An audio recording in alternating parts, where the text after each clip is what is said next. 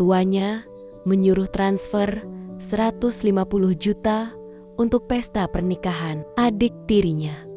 Mereka tertawa saat meminta uang, padahal ibunya kritis di rumah sakit. Mereka tidak peduli. Lalu ia donasikan uangnya ke yayasan sosial. Besoknya seluruh keluarga suaminya.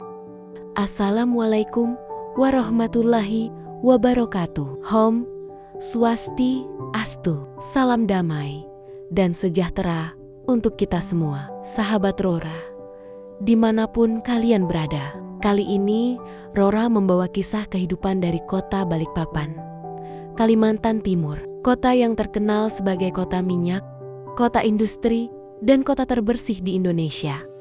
Bantulah channel Rora agar terus berkembang dengan tekan like, share, dan subscribe ya. Silakan ceritakan dari daerah mana saja kalian berasal. Siapa tahu kelak aku bisa membawakan kisah dari daerah dan tempatmu tinggal. Dan jangan lupa untuk senggol loncengnya agar tidak ketinggalan dengan kisah-kisah diari Aurora lainnya. Aku doakan semoga saudaraku semua selalu diberi kesehatan kelancaran dalam bisnis dan usaha, juga rizki yang melimpah buat kita semua. Amin ya robbal alamin. Yuk, kita ikuti saja kisahnya. Balikpapan siang itu panas, tapi tidak ada yang terasa lebih panas dari gengsi. Di jantung kota, berdiri sebuah butik mewah dengan dinding kaca tinggi dan interior yang berkilau seperti galeri seni. Lampu-lampu gantung kristal memantulkan cahaya lembut ke gaun-gaun mahal yang berjajar rapi, seolah setiap helainya menyimpan harga diri seseorang. Di tengah ruangan itu, berdiri seorang wanita dengan aura yang tidak bisa diabaikan. Ratna Wijaya. Usianya mendekati 60. Tapi cara berdirinya membuat orang-orang di sekitarnya otomatis merunduk. Rambutnya disanggul rapi, perhiasan emas melingkar di leher dan pergelangan tangannya. Setiap langkahnya pelan, terukur, dan penuh kendali. Di sampingnya, seorang gadis muda berdiri di depan cermin besar. Melisa. Wajahnya cantik, kulitnya bersih, matanya berbinar. Tapi ada sesuatu yang ganjil. Bukan kebahagiaan, lebih seperti kegelisahan yang ditahan. Gaun putih yang ia kenakan menjuntai sempurna, mengikuti lekuk tubuhnya. Gaun itu mahal, sangat mahal. Desainer butik tersenyum lebar. Cantik sekali Mbak Melisa, pas sekali di badan.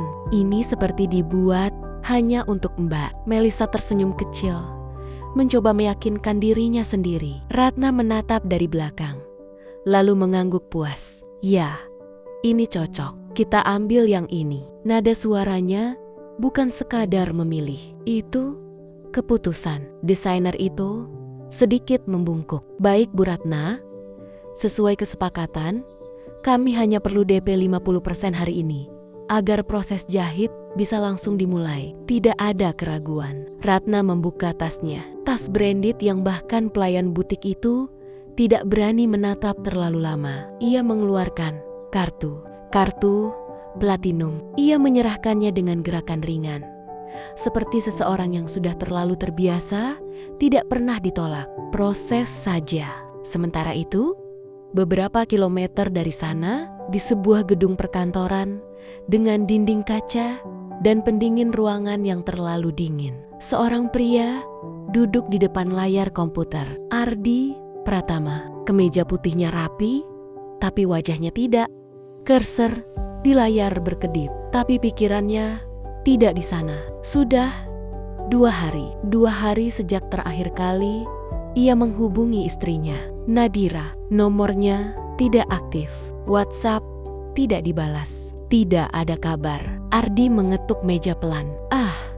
Paling lagi ngambek. Ia mencoba tersenyum. Biasa, paling juga nanti balik sendiri. Ia menarik napas panjang, mencoba menenangkan dirinya. Lalu kalimat itu kembali muncul di kepalanya. Suara ibunya. Nadira itu cinta mati sama kamu. Ardi memegang kalimat itu seperti pegangan terakhir. Ia tidak sadar bahwa pegangan itu sudah mulai retak. Kembali ke butik. Mesin EDC berbunyi pelan. Pelayan itu menatap layar. Lalu wajahnya berubah sedikit saja.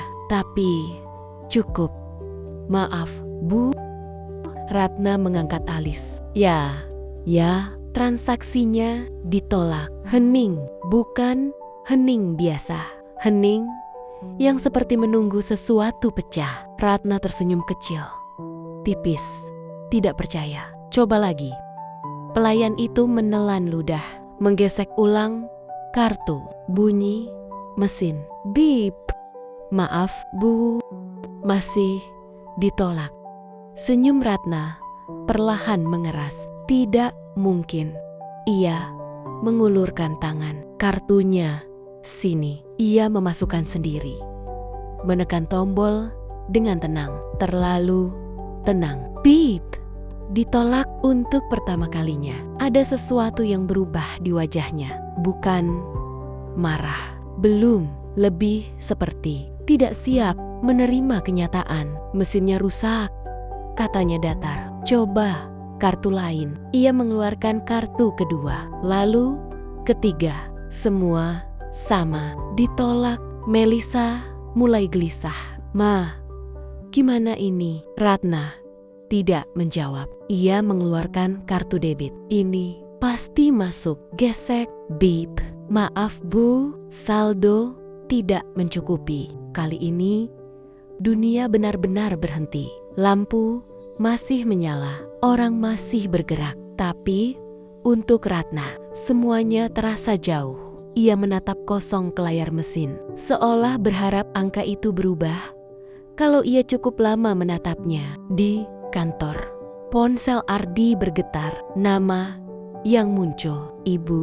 Ia langsung mengangkat. Ya. Suara di seberang tidak seperti biasanya. Tegang, cepat. Ardi, kamu cek sekarang rekening kamu. Ardi mengerutkan dahi. Kenapa, Bu? Cek saja. Nada itu membuat jantung Ardi berdegup lebih cepat. Ia membuka aplikasi mobile banking. Loading. Masuk. Lalu ia diam lama. Ardi, berapa saldonya? Suara ibunya terdengar jauh. Ardi menelan ludah. 34.000. Hening. Cek rekening ibu. Ardi langsung berpindah akun. Masukkan PIN. Layar terbuka. 10.000. Di butik, Ratna memegang ponselnya dengan tangan yang mulai gemetar. Ardi, uang dari Nadira sudah masuk belum? Suara di seberang terdengar hampa. Belum, Bu. Untuk pertama kalinya dalam hidupnya, Ratna Wijaya tidak tahu harus berkata apa. Melisa mundur satu langkah. Gaun putih itu tiba-tiba terasa berat. Ma, air matanya mulai jatuh. Ini gimana? Ini gimana? Di tengah butik mewah itu, di bawah lampu kristal yang indah, sebuah kenyataan mulai terbuka perlahan. Bahwa semua yang mereka banggakan mungkin selama ini berdiri di atas sesuatu yang bukan milik mereka. Ratna menutup telepon. Matanya kosong. Lalu perlahan berubah menjadi sesuatu yang lebih berbahaya. Telepon istrimu, ia berkata pelan, tapi nadanya tajam seperti pisau. Suruh dia transfer sekarang. Ardi menatap layar ponselnya. Nomor itu ia tekan lagi dan lagi dan lagi. Jawabannya tetap sama, tidak aktif. Di butik, seorang pelayan berdiri kaku. Desainer yang tadi tersenyum kini hanya diam, memperhatikan. Beberapa pengunjung mulai melirik. Suasana berubah, tidak lagi elegan, mulai memalukan. Ratna merasakan itu, tatapan-tatapan itu, dan untuk seseorang seperti dia, itu lebih menyakitkan daripada kehilangan uang. Ia menarik napas panjang, dalam, lalu mengangkat dagunya, berusaha mengembalikan wibawa yang mulai retak. Tapi di dalam dirinya, sebuah rasa yang asing mulai tumbuh, perlahan, dingin. Dan di tempat lain, di suatu ruang yang tenang, seorang wanita duduk di samping ranjang rumah sakit, memegang tangan ibunya. Matanya basah, tapi wajahnya damai. Namanya Nadira, dan tanpa suara, tanpa amarah, tanpa penjelasan, dia telah melakukan sesuatu yang akan menghancurkan satu keluarga tanpa perlu hadir di depan mereka. Butik itu masih sama, lampu masih hangat, musik masih lembut, gaun-gaun masih tergantung indah, tapi suasana sudah berubah total. Melissa berdiri di depan cermin, tapi kini ia tidak lagi melihat dirinya sebagai calon pengantin. Ia melihat seorang perempuan yang sedang dipermalukan. Air matanya jatuh tanpa suara. "Bu, gimana ini?" Suara itu kecil, rapuh. Ratna tidak menoleh. Tatapannya masih tertuju pada mesin EDC di atas meja kasir. Seolah benda itu adalah musuhnya. Dingin, pelayan butik berdiri dengan tubuh kaku. Desainer yang tadi tersenyum kini mulai menjaga jarak. Ia tahu, ini bukan lagi soal transaksi. Ini sudah masuk wilayah yang berbahaya. Harga diri. Ratna menarik napas panjang, lalu berkata pelan, tapi jelas. "Sekarang juga hubungi Nadira di kantor." Ardi menekan nomor itu lagi. Tidak aktif. Ia mencoba WhatsApp. Hanya centang 1. Ia mengetik, "Dira, ini penting. Tolong angkat." Tidak dibaca. Ia mencoba lagi. "Ini soal ibu." Tetap tidak ada jawaban. Keringat mulai muncul di pelipisnya. Untuk pertama kalinya, ia tidak punya kendali. "Angkat." "Enggak." Suara Ratna di telepon menusuk. "Enggak, Bu." Hening. Lalu suara Ratna berubah. Lebih tinggi, lebih tajam. "Telepon terus. Jangan berhenti sebelum dia angkat." Di butik, beberapa pengunjung mulai berbisik. "Kayaknya gagal bayar deh." Padahal kelihatannya orang kaya. Gaunnya mahal itu. Kalimat-kalimat itu tidak keras, tapi cukup untuk sampai ke telinga Ratna. Dan setiap kata seperti menamparnya. Ratna menoleh. Pelan, tatapannya menyapu ruangan. Orang-orang langsung pura-pura sibuk. Tapi dia tahu mereka sedang menikmati kejatuhannya. Melissa tidak tahan lagi. Ia menutup wajahnya. "Bu, kita pulang aja." Ratna menoleh cepat. "Pulang?" Nada suaranya penuh tekanan dan jadi bahan omongan semua orang di sini. Melissa terdiam. Tangisnya semakin keras. Tiba-tiba seorang pelayan mendekat pelan. "Maaf, Bu Ratna." Ratna menoleh tajam. "Apa? Kalau pembayaran hari ini tidak bisa diselesaikan, kami tidak bisa melanjutkan proses jahitnya." Nada suara pelayan itu sopan, tapi isi kalimatnya memukul telak. Gaun itu yang tadi terlihat sempurna, sekarang seperti sesuatu yang akan direnggut. Ratna mengangkat dagunya. "Jangan macam-macam." Suaranya rendah, mengancam. "Uangnya ada, hanya masalah teknis." Pelayan itu menunduk. "Tentu, Bu." Di kantor, Ardi membuka kembali mobile banking. Ia cek lagi, refresh, tidak berubah. Ia membuka mutasi rekening. Kosong, tidak ada transfer, tidak ada uang masuk. Satu hal yang mulai jelas, Nadira tidak mentransfer apapun. Ardi bersandar di kursinya. Dunia terasa sempit. Lalu ponselnya bergetar. Bukan dari Nadira, dari grup keluarga. Grup keluarga besar Pratama. Notifikasi bertubi-tubi masuk. Ardi membuka. Satu pesan mencolok. Screenshot postingan. Ia membuka dan dunia langsung terasa berhenti. Postingan itu dari sebuah akun yayasan. Yayasan Kasih Harapan Borneo. Desainnya rapi, elegan. Di tengah gambar terdapat foto beberapa anak kecil tersenyum di ruang perawatan. Di atasnya tulisan besar, "Terima kasih atas donasi luar biasa hari ini." Ia hanya fokus pada satu hal, 150 juta. Ardi menelan ludah. Matanya bergerak ke bawah. Donasi ini diberikan oleh seorang hamba Allah untuk kesembuhan ibunda tercinta. Lalu nama itu muncul. Nadira Rahmawati. Tangan Ardi langsung dingin. Komentar di bawahnya ratusan. Masya Allah, masih ada orang sebaik ini. Semoga ibunya cepat sembuh. Wanita hebat. Ardi tidak membaca semuanya. Ia tidak sanggup. Ia hanya fokus pada satu hal. 150 juta rupiah.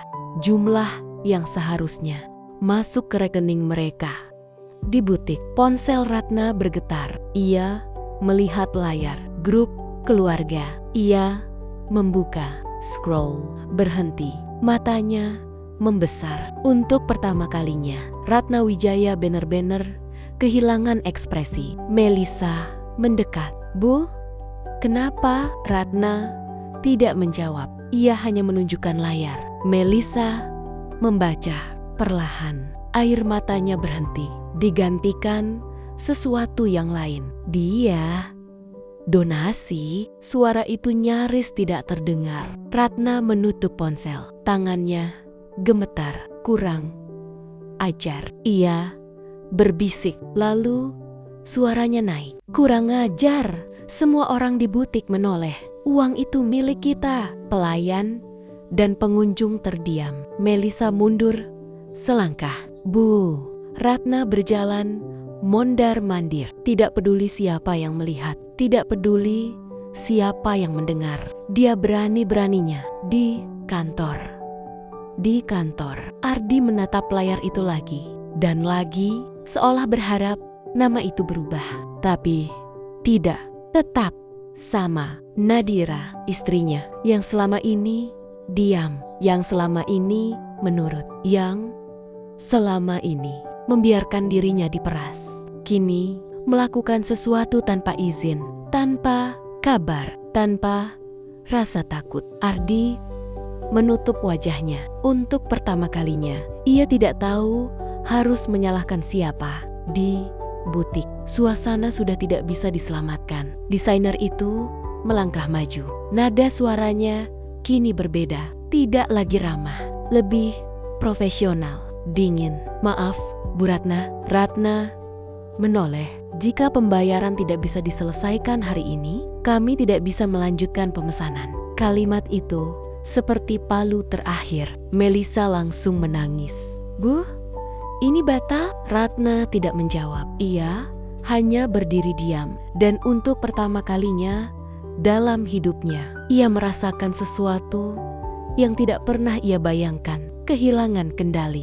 Di tempat lain, Nadira duduk diam di samping ibunya. Tangannya menggenggam tangan yang lemah itu. Tidak ada ponsel, tidak ada media sosial, tidak ada penjelasan. Hanya satu hal yang ia lakukan, berhenti, memberi kepada orang yang tidak pernah menghargai. Dan tanpa ia sadari, di luar sana, dunianya yang lama sedang runtuh satu persatu. Suasana butik itu tidak lagi elegan. Yang tersisa hanya tekanan. Ratna berdiri di depan kasir dengan napas tidak stabil. Coba lagi. Nada suaranya bukan permintaan, itu perintah. Pelayan itu menelan ludah, lalu menggesek kartu platinum itu sekali lagi. Beep. Ia tidak langsung bicara karena ia tahu jawaban ini akan memperburuk keadaan. Maaf Bu, masih ditolak. Ratna menatapnya tajam. Tidak mungkin. Ia meraih kartu itu. Mesin kamu rusak. Pelayan itu menggeleng pelan. Mesinnya normal Bu. Ratna langsung mengeluarkan kartu lain. Pakai ini. Gesek. Pip. Ditolak juga Bu. Kini tidak ada lagi senyum. Wajah Ratna mulai memerah. Limit saya ratusan juta. Nada suaranya meninggi. Dan semua cicilan kartu ini selalu lunas. Ia tahu itu karena selama ini bukan dia yang membayar. Nama itu terlintas di kepalanya. Nadira, coba kartu debit. Pelayan itu menggesek kartu debit. Bip, maaf Bu, saldo tidak mencukupi. Hening, hening. Kali ini bukan hening canggung, tapi hening yang menghancurkan. Ratna mundur satu langkah. Tangannya mulai dingin. Tidak mungkin. Ia berbisik. Melisa menatap ibunya dengan mata penuh ketakutan. Bu, kita kenapa? Ratna tidak menjawab. Ia langsung mengambil ponselnya, menekan nomor di kantor. Ardi langsung mengangkat. Bu, ibu, ditolak semua. Nada suara Ratna sekarang berbeda. Bukan marah, panik. Cek rekening ibu. Sekarang, uang dari Nadira sudah masuk atau belum? Ardi langsung membuka aplikasi. Tangannya gemetar. Masukkan PIN. Layar terbuka. Ia diam. Ardi, Bu. Suara Ardi serak. Tidak ada. Ratna membeku. Cek lagi. Sudah. Bu, tidak ada. Cek rekening kamu. Sudah. Cuma 30.000 untuk pertama kalinya. Ratna kehilangan pijakan. Tidak mungkin. Ia menggeleng pelan. Uang bulanan yang biasa masuk tanggal 1 tidak ada, Bu. Ratna menutup mata. Satu persatu potongan mulai tersambung. Uang tidak masuk. Kartu ditolak. Saldo kosong. Dan satu kesimpulan mulai muncul yang tidak ingin ia terima. Nadira menghentikan semuanya. Ibu, telepon dia. Nomornya tidak aktif. Ratna membuka matanya. Tatapannya berubah. Bukan panik lagi. Marah. Kartunya ditolak semua. Rekening kosong. Ia berbisik cepat. Ardi. Iya, Bu, telepon istrimu. Ardi diam. Seret dia. Suasana butik terasa makin panas. Suruh dia transfer sekarang. Ardi menelan ludah. Kalau tidak, Ratna berhenti sejenak. Ceraikan saja dia. Kalimat itu jatuh seperti palu. Di butik, Melisa menoleh cepat. Bu, Ratna tidak peduli. Di kantor, Ardi membeku. Bu, jangan apa? Suara Ratna meninggi. Dia sudah berani macam-macam. Ardi menggenggam ponselnya lebih erat. Ia tahu satu hal yang tidak ingin ia akui. Ia tidak bisa menceraikan Nadira. Bukan karena cinta, tapi karena Nadira adalah sumber semuanya. Ardi, iya. Bu, ini bukan soal perasaan. Ratna menekan setiap kata. Ini soal harga diri. Di butik, beberapa orang mulai terang-terangan menatap. Seorang pelanggan berbisik, kayaknya beneran bangkrut deh. Ratna mendengar itu, dan untuk seseorang seperti dia, itu lebih menyakitkan dari kehilangan uang. Melisa menangis semakin keras. Bu, ini batal ya? Ratna tidak menjawab. Ia hanya berdiri di tengah butik mewah itu, tanpa uang, tanpa kendali, tanpa jawaban. Di kantor, Ardi mencoba menelepon lagi. Nomor yang Anda tuju tidak aktif. Ia mencoba WhatsApp, tidak dibaca. Ia mencoba lagi, tidak ada. Ardi menunduk. Untuk pertama kalinya, ia merasa kecil. Bukan karena orang lain, tapi karena dirinya sendiri. Di butik, pelayan itu kembali mendekat. Maaf, Bu. Ratna menoleh pelan. Jika pembayaran tidak bisa diselesaikan hari ini, ia berhenti. Kami tidak bisa melanjutkan. Kalimat itu adalah akhir. Melisa menutup wajahnya. Semua batal. Ratna berdiri diam. Lalu pelan ia menarik napas dalam, dan di dalam dirinya sesuatu mulai pecah. Bukan uang, bukan transaksi, tapi ilusi bahwa semuanya masih dalam kendalinya. Di tempat lain, Nadira duduk di samping ibunya. Ia tidak tahu bahwa satu keputusan kecilnya telah menjatuhkan satu keluarga dalam hitungan jam. Dan ini baru awalnya. Butik itu akhirnya tidak bisa lagi menahan keadaan. "Maaf, Bu Ratna, kami tidak bisa melanjutkan hari ini." Nada suara desainer kini dingin. Tidak ada lagi senyum, tidak ada lagi basa-basi. Profesional, tegas, menjauh. Ratna berdiri, kaku. Untuk pertama kalinya dalam hidupnya, ia tidak bisa membeli sesuatu yang ia inginkan. "Silakan ganti baju, Mbak," lanjut pelayan. Kalimat sederhana, tapi bagi Melisa itu seperti tamparan. Ia menunduk, air matanya jatuh, membasahi gaun mahal yang belum sempat menjadi miliknya. Perlahan, ia berjalan menuju ruang ganti. Langkahnya goyah. Di luar, Ratna masih berdiri. Tidak bergerak, tidak bicara. Seorang satpam mulai mendekat pelan. Bukan untuk membantu, untuk memastikan mereka keluar. "Maaf, Bu, mungkin bisa diselesaikan di luar." Itu bukan permintaan, itu pengusiran yang dibungkus sopan. Ratna menoleh, tatapannya dingin. Selama bertahun-tahun ia selalu masuk ke tempat seperti ini sebagai tamu kehormatan. Hari ini ia keluar sebagai masalah. Melisa keluar dari ruang ganti. Gaun itu sudah dilepas, diganti pakaian biasa. Wajahnya sembab tanpa bicara. Mereka berjalan keluar butik.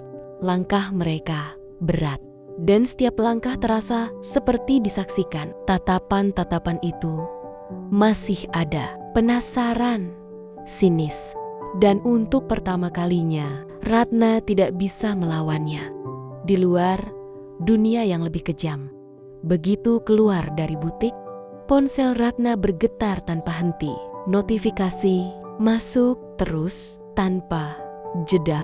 Ia membuka grup WhatsApp teman arisan, komunitas sosialita, keluarga besar. Semua ramai. Satu link berulang kali muncul. Postingan yayasan.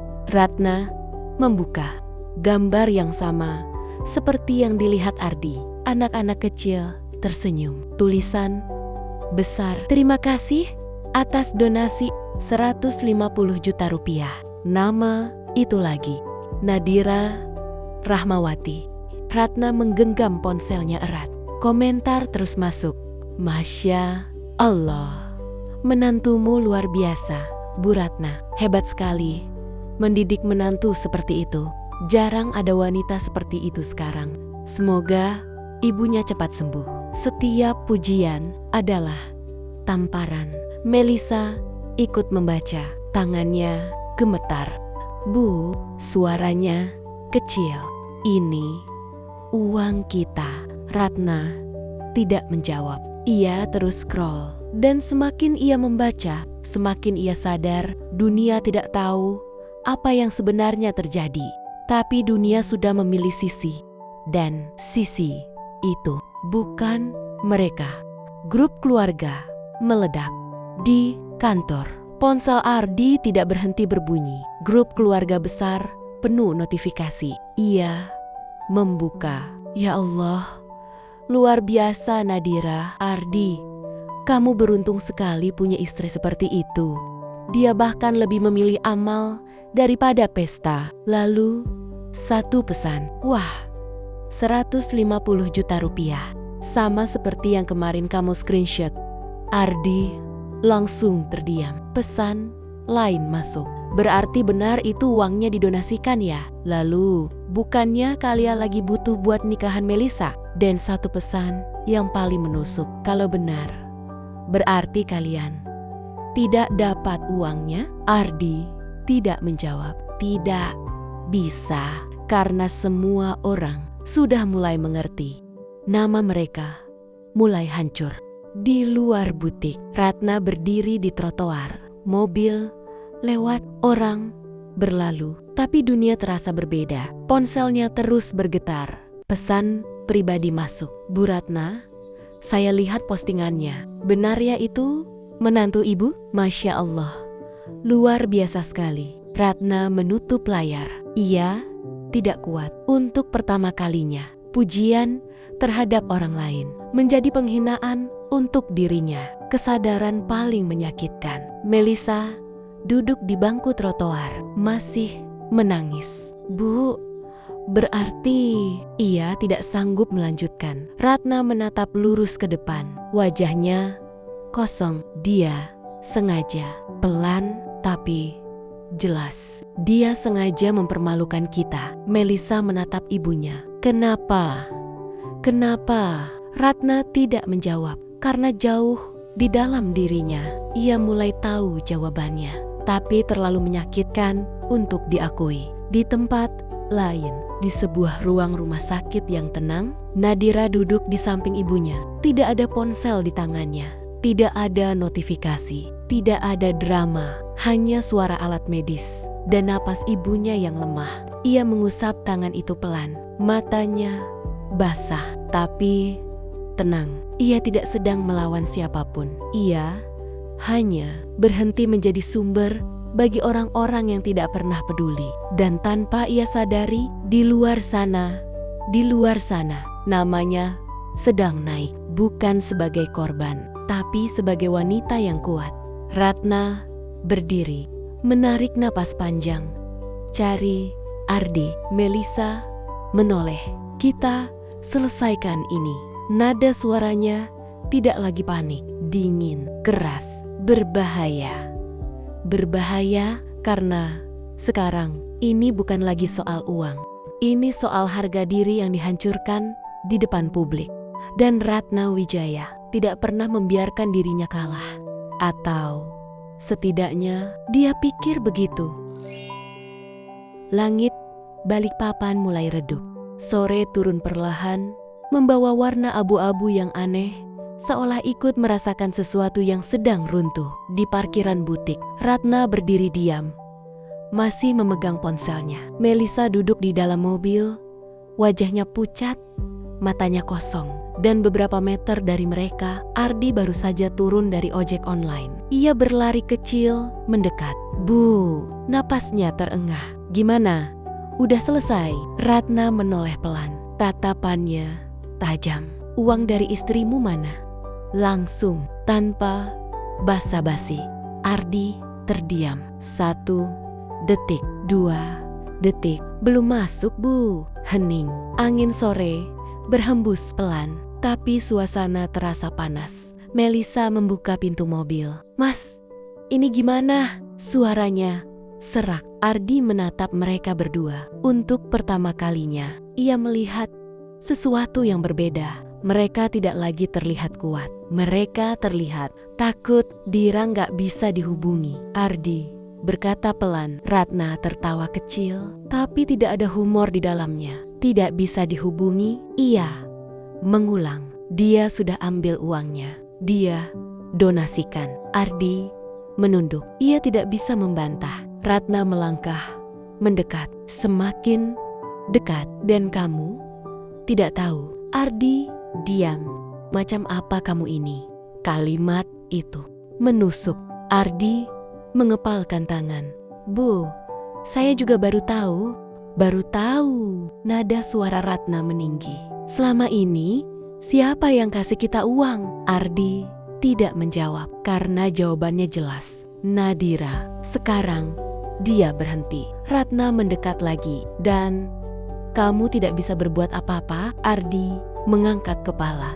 Bu, kita cari dulu dia. Cari. Ratna tertawa lagi. Lebih keras. Yang kita butuh sekarang bukan dia. Ia menunjuk mobil. Yang kita butuh uang. Dan di saat itu, sebuah mobil berhenti tepat di depan mereka. 2 pria turun.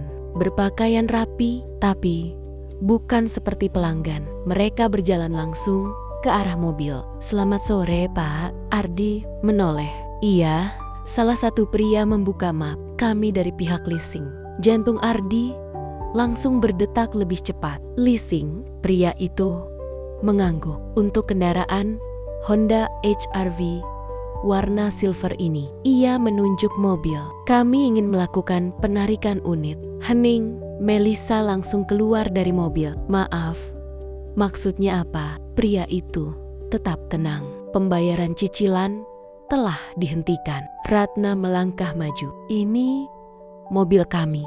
Nada suaranya dingin. Pria itu menatapnya sopan. Mohon maaf, Bu. Ia membuka dokumen atas nama kendaraan ini. Ia berhenti sejenak. Adalah Ibu Nadira Rahmawati. Seperti petir, Melisa mundur satu langkah.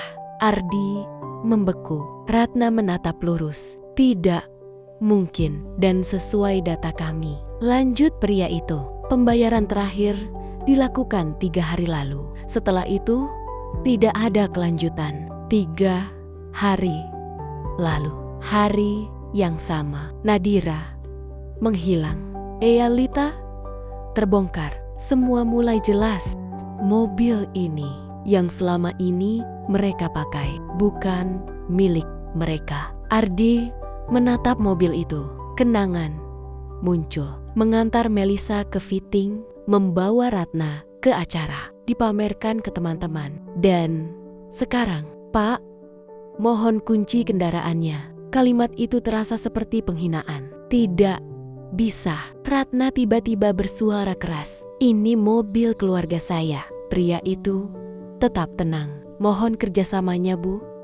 Kami hanya menjalankan prosedur. Melisa mulai menangis lagi. Bu, jangan. Ardi menutup wajahnya. Ia tahu tidak ada yang bisa dilakukan. Perlahan, ia mengeluarkan kunci. Tangannya gemetar. Ia menyerahkan, dan di saat itu sesuatu yang lebih dari sekadar mobil ikut diambil. Harga diri mereka sunyi setelah kehilangan. Mobil itu dibawa pergi pelan tanpa suara keras, tapi meninggalkan kekosongan yang luar biasa. Ratna berdiri diam. Melisa terduduk di trotoar. Ardi hanya menatap ke arah mobil yang menjauh.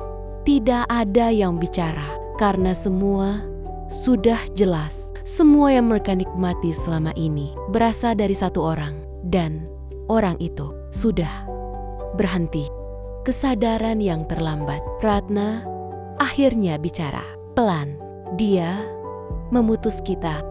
Ardi menutup mata, dan untuk pertama kalinya ia merasa kehilangan sesuatu yang tidak pernah ia hargai.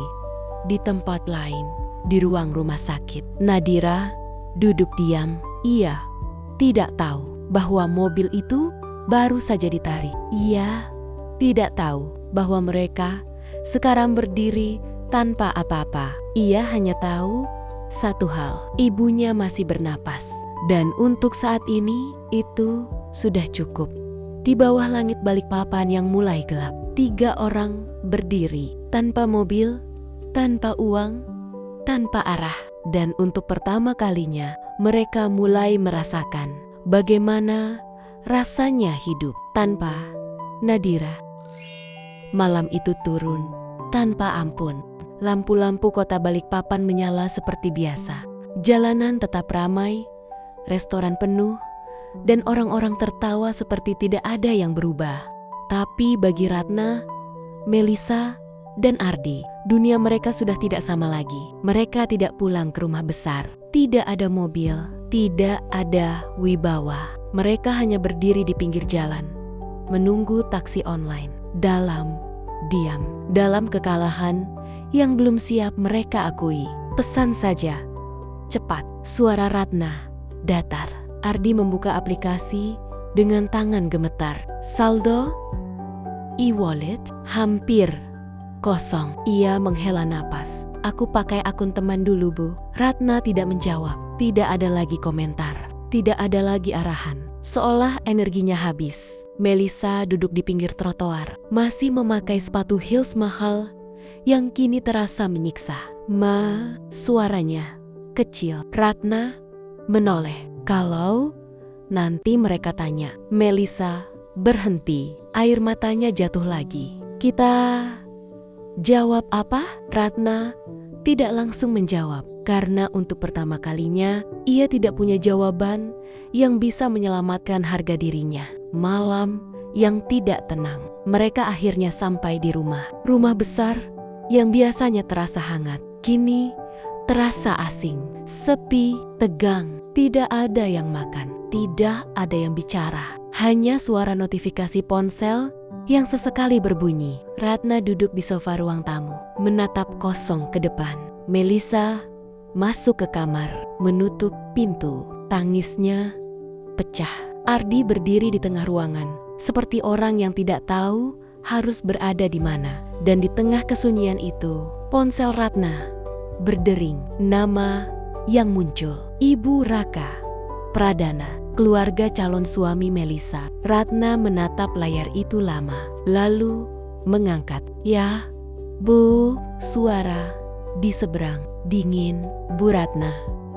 Bu Ratna, saya baru saja melihat sesuatu." Ratna menelan ludah. "Saya juga menerima banyak kabar." Nada itu tidak lagi sopan, tidak lagi hangat. "Saya ingin memastikan satu hal saja." Ratna tidak menjawab. Benar bahwa dana yang dijanjikan untuk pernikahan tidak tersedia. Hening. Ratna membuka mulut, tapi tidak ada kata yang keluar. Di seberang, wanita itu tidak menunggu lama. "Dan benar bahwa menantu Anda justru mendonasikan uang tersebut?" Setiap kata terasa seperti pisau. Ratna memejamkan mata. "Bu, ini hanya salah paham." "Tidak." Satu kata tegas memotong. "Kami tidak ingin masuk dalam drama keluarga seperti ini." Ratna membuka mata. "Pernikahan ini." Wanita itu berhenti sejenak. "Kami batalkan." Sunyi. Tidak ada tangisan, tidak ada teriakan, hanya kehancuran. Kehancuran. Semua runtuh sekaligus. "Bu, jangan, kita bisa jelaskan." "Tidak perlu." Nada itu kini benar-benar dingin. "Kami tidak menikahkan anak kami dengan keluarga yang tidak jujur." Kalimat itu lebih menyakitkan dari sekadar pembatalan. Tidak jujur. Label itu langsung menempel. Dan satu lagi, Ratna menggenggam ponsel lebih erat. Biaya persiapan yang sudah berjalan. Ia berhenti. "Kami minta untuk diganti." Ratna tidak bisa bernapas. "Bu," suaranya hampir tidak terdengar. "Kami tunggu itikat baiknya." Klik, klik, klik. Telepon terputus, jatuh ke titik terendah. Ratna menurunkan ponsel, tangannya gemetar. Ardi menatapnya. "Bu, gimana?" Ratna tidak langsung menjawab. Ia hanya berbisik pelan. "Batal." Melisa keluar dari kamar. "Batal?" Ratna menatap putrinya.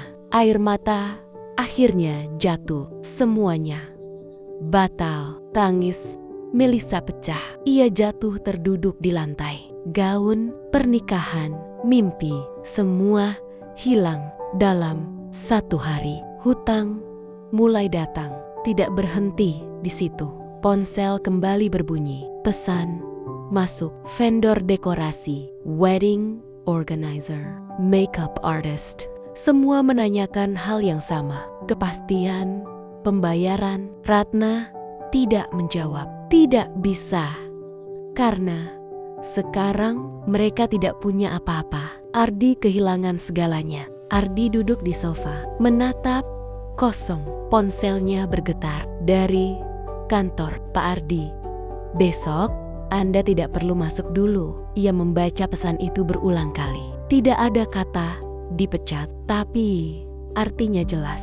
Reputasinya ikut jatuh. Malam terpanjang. Rumah itu kini sunyi. Tidak ada yang tidur. Melisa menangis di kamar. Ratna duduk diam di ruang tamu. Ardi menatap langit-langit. Dan untuk pertama kalinya, mereka benar-benar merasakan sesuatu yang selama ini tidak pernah mereka pahami. Hidup tanpa sandaran di tempat lain. Nadira duduk di samping ibunya. Tangannya menggenggam tangan yang mulai hangat. Ia tersenyum kecil. Dokter baru saja bilang, sudah ada perkembangan. Air mata jatuh di pipinya. Tapi kali ini bukan karena sakit, tapi karena harapan. Penutup bab 6. Di satu sisi kota, 3 orang kehilangan segalanya. Di sisi lain. Satu orang menemukan kembali makna hidupnya. Dan tanpa mereka sadari, ini belum akhir. Karena yang akan datang berikutnya bukan sekadar kehilangan, tapi kehancuran yang lebih dalam. Tidak butuh waktu lama, hanya beberapa hari.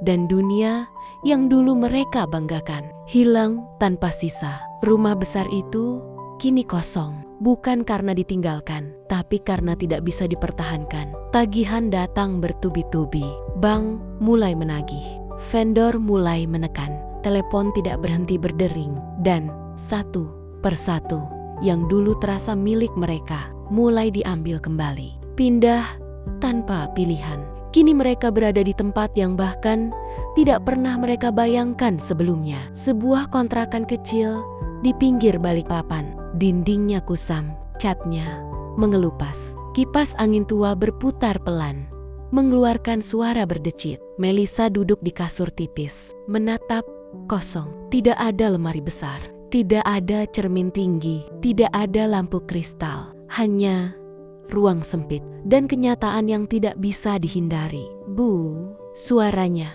pelan. Ratna tidak menjawab. Ia duduk di sudut ruangan, menatap tas-tas yang dulu ia banggakan. Sekarang terlihat seperti benda asing. Ardi jatuh tanpa pegangan. Di luar, Ardi berdiri di depan sebuah gedung kantor. Gedung yang dulu ia masuki setiap pagi. Dengan percaya diri, dengan posisi, dengan rasa aman. Sekarang, ia hanya berdiri di luar. Ponselnya bergetar. Pesan dari kantor. Untuk sementara, kami tidak bisa melanjutkan kerjasama. Tidak ada penjelasan panjang. Tidak perlu. Semua orang sudah tahu. Ia tidak lagi punya nilai. Ardi menunduk. Ia mencoba melamar ke tempat lain. Ditolak. Mencoba lagi. Ditolak. Bukan karena ia tidak mampu, tapi karena namanya sudah rusak. Akhirnya, ia menerima satu pekerjaan, mengantar orang, ojek online. Helm di tangannya terasa berat, bukan karena berat fisik, tapi karena harga dirinya ikut turun bersamanya. Melisa kehilangan segalanya. Di dalam kontrakan, Melisa melihat ponselnya, foto-foto lama, prewedding, gaun, make up, senyum. Ia menutup layar, tangisnya tidak lagi keras. Kini hanya diam karena ia sudah tidak punya tenaga untuk menangis. Ratna dan kejatuhan paling dalam. Ratna berdiri di depan cermin kecil. Ia melihat dirinya sendiri tanpa gaun mahal, tanpa aura sosialita, tanpa pengakuan. Hanya seorang wanita tua yang kehilangan segalanya. Tapi satu hal masih ia pegang, perhiasan. Ia mengambil kotak kecil, membukanya. Kalung, emas, gelang, cincin, ini masih bisa kita jual. Ia berbisik, harapan terakhir. Di toko emas, Ratna masuk dengan langkah pelan. Tempat itu tidak mewah, tidak seperti butik, tapi disinilah nilai diuji. Pak, saya mau jual ini. Pria di balik meja mengambil perhiasan itu, memeriksa, diam, lalu mengangkat kepala. Ini bukan emas asli, Bu. Ratna membeku. Apa? Ini imitasi. Dunia terasa berhenti lagi. Tidak mungkin. Pria itu tetap tenang.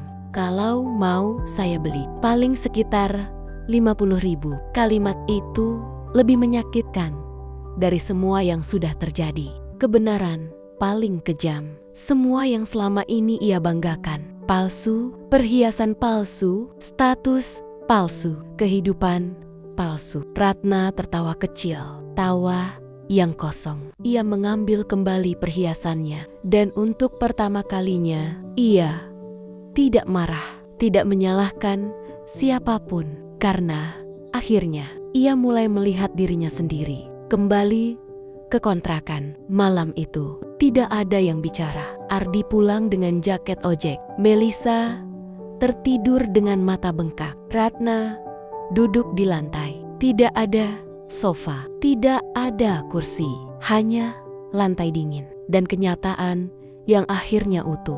Mereka tidak pernah benar-benar memiliki apapun. Di tempat lain, di rumah sakit, Nadira duduk di samping ibunya. Ibunya sudah bisa membuka mata, lemah, tapi hidup. Nah, suara itu pelan. Nadira langsung menggenggam tangannya. Iya, Bu. Ibunya tersenyum. Dan untuk pertama kalinya, setelah sekian lama, Nadira merasa ia tidak kehilangan apa-apa. Penutup bab 7. Di satu sisi, 3 orang kehilangan semua yang mereka banggakan. Di sisi lain, 1 orang menemukan kembali yang paling berharga. Dan ketika semua topeng sudah terlepas, tidak ada lagi yang bisa disembunyikan. Tinggal satu hal yang tersisa, kebenaran. Dan kebenaran itu tidak selalu indah. Pagi itu berbeda. Tidak ada kemewahan, tidak ada tekanan, tidak ada suara keras. Hanya tenang di sebuah rumah sakit di Balikpapan. Cahaya matahari masuk pelan dari jendela, menyentuh wajah seorang wanita yang kini sudah bisa duduk bersandar. Ibunda Nadira, wajahnya masih pucat, tapi matanya hidup. Di sampingnya, Nadira duduk diam, tangannya menggenggam tangan ibunya dengan lembut. Sudah enakan, Bu? Ibunya mengangguk pelan. Alhamdulillah. Air mata tipis muncul di sudut mata Nadira, tapi bukan air mata yang berat. Air mata lega. Tidak ada yang tahu perjalanan yang sudah ia lalui. Tidak ada yang tahu luka yang ia simpan. Dan Nadira tidak pernah merasa perlu menjelaskannya. Hidup yang sederhana, tapi utuh. Beberapa minggu telah berlalu. Nadira kini tinggal di sebuah rumah kecil. Tidak besar, tidak mewah, tapi hangat. Tidak ada lagi transfer bulanan, tidak ada lagi tuntutan, tidak ada lagi suara-suara yang menguras jiwa. Hanya ada ibunya, dirinya, dan ketenangan yang selama ini ia cari. Di meja kecil tergeletak sebuah dokumen. Surat cerai sudah ditandatangani tanpa drama, tanpa tangisan, tanpa pertengkaran. Hanya satu tanda tangan yang mengakhiri semuanya. Nadira menatap kertas itu lama, lalu tersenyum tipis. Itu bukan tanda tangan perpisahan. Ia berbisik dalam hati. Itu tanda tangan kebebasan. Di sisi lain, kehancuran yang nyata. Di ujung kota yang lain, hidup tidak seindah itu. Kontrakan kecil itu masih berdiri, tapi suasananya jauh lebih gelap. Ratna duduk di lantai, tidak lagi bicara banyak, tidak lagi marah. Melisa jarang keluar kamar. Dan Ardi, ia pulang dengan tubuh lelah. Jaket ojek masih melekat di tubuhnya. Tidak ada yang menyambut, tidak ada yang bertanya. Hanya diam. Mereka hidup, tapi tidak benar-benar hidup. Kebenaran yang tidak bisa ditutupi. Semua orang sudah tahu. Tetangga, teman, keluarga.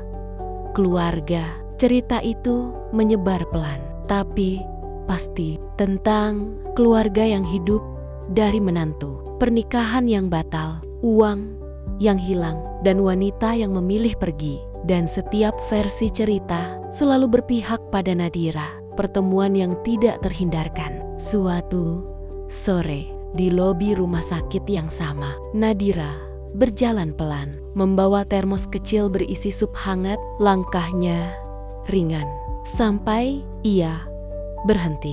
Di depannya berdiri seseorang kurus, wajahnya kusam, matanya lelah. Ardi.